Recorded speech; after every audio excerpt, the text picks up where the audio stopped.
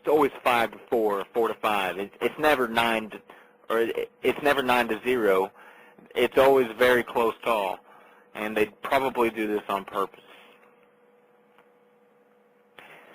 Moving on to another topic, eugenics and Bill Gates.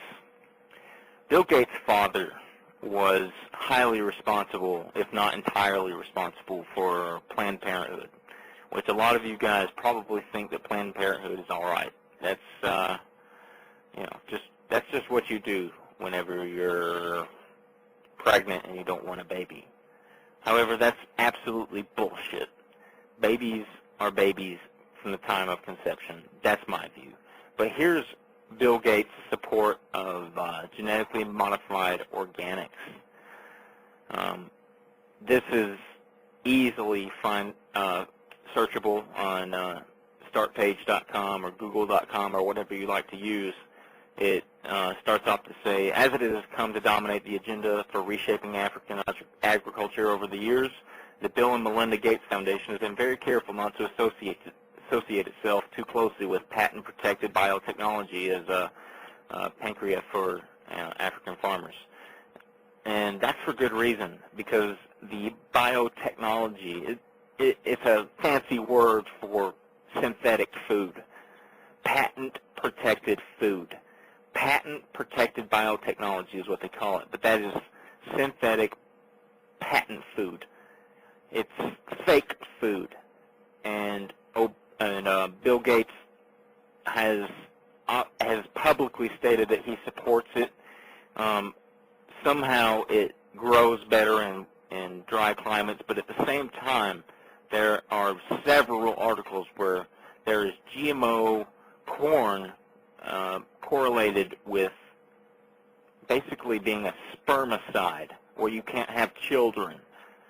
And you know what? I mean, Africa's got some serious problems on its hand, but I really don't see spermicide as the answer. I mean, why can't we help these people? The number one problem with these Africans is diarrhea, and that would just cost cents a day to fix if we really wanted to. But instead, we're going to go with the business approach and sell them some GMOs. And all of this is funded by the Rockefeller Foundation, the proud sponsor of the original Green Revolution. The Rockefeller Foundation. If you know anything about the New World Order, you know the Rockefellers are fucked in the head. Anyways, we're taking your calls if you want. 347-994-3706. That's 347-994-3706. Moving on to another topic of great interest, the Hadron Collider. Excuse me. The top scientists that work on this apparently believe that God sabotaged their work. That either God sabotaged it or people from the future destroyed it. And this isn't like some employees eating ham sandwiches in the back that clean up crap. This is the actual physicists, world-renowned, who believe and stated this. And let me read a couple of sentences from this. A couple of scientists reckon that God or time travelers broke through the Large Hadron Collider. The duo, who are remarkably still walking the streets, have published a paper claiming that the world's largest particle accelerator, which failed a week after being switched on last September, could have been broken by divine intervention or time agents from the future. That is just fucked up. What the hell? Time agents from the future? Are you kidding me? One of their names, Holger Beck Nielsen, of the Niels Bohr Institute in Copenhagen, the same place that Obama is going to sign the International Climate Treaty, which hands over all, anyway, we just talked about that. And Masao Ninamoya from Yakwa Institute for Theoretical Physics in Kyoto say their paper, The Search for Effects of Influence from Future in Large Hadron Collider. And this is actually a title of a paper that you can look up yourself, The Search for effect of influence from future in Large Hadron Collider. Literally, these guys are saying that the particles came back from the future and destroyed the Hadron Collider. It's really fucking crazy. But the hypothesized Higgs boson, which physicists hope to produce at the collider, might be so abhorrent to nature that its creation would ripple backwards through time and stop the collider before it could make one, like a time traveler who goes back in time to kill his grandfather. The two also speculate that God may have shut down the LHC to keep it from discovering the elusive Higgs boson, or God particle, quote unquote, for proof denies faith. Without faith, God is nothing. Nielsen also added, it must be our prediction that all Higgs-producing machines shall have bad luck. God, rather than Higgs particles, and attempts to avoid them. That's just screwed up in the head. I mean, I swear to God, I haven't heard anything like that before. From the future, traveling backwards in time to prevent it, God intervenes. I mean, we're talking about top science here, stuff that really most of us, 99.9% of us, don't understand at all, at least even a little bit. But they're saying that these particles are coming back in time to destroy the collider. That's just interesting news, and I had to point that out to you guys.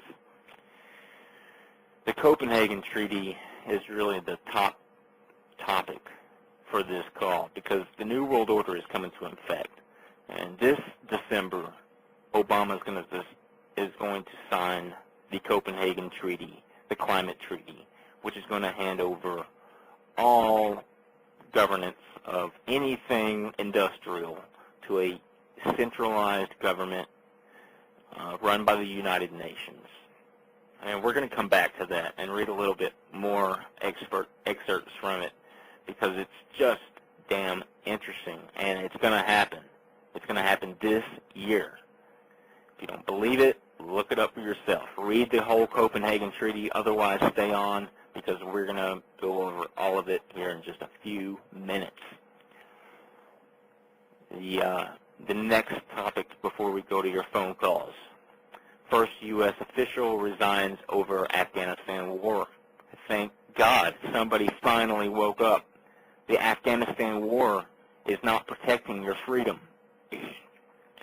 The Taliban and the Al-Qaeda, or Al-Qaeda, which is funded by the CIA, created by the CIA, they no longer matter, because we're in Afghanistan for the Taliban, even though Al-Qaeda is supposedly who attacked us, even though 9/11 was most likely an inside job from Dick Cheney and Donald Rumsfeld, and Bush probably had no recollection because he wasn't involved, because he was a puppet. However, the first U.S. official resigned, and his quotes on resignation are pretty damning for this administration. Really the most important part of his 4-page letter says, I have lost understanding of and confidence in the strategic purposes of the United States presence in Afghanistan. I have doubts and serious reservations about current strategy and planned future strategy, but my resignation is based not upon how we pursue this war, but why and to what end. Because there is no end. There's no why. Afghanistan had nothing to do with 9/11. A lot of you guys will say, Al-Qaeda trained in Afghanistan. The Taliban trains Al-Qaeda. No, they don't. They don't. There's no connection at all. Look up the connection for yourself. It isn't there. It makes me freaking sick. It makes me ill to my stomach to see us in a country that had nothing to do with 9/11. If you want to give us a call, 347-994-3706. Otherwise, hit that button on your chat log, which you're probably listening now. The Copenhagen Treaty is really the hot topic of this conversation, because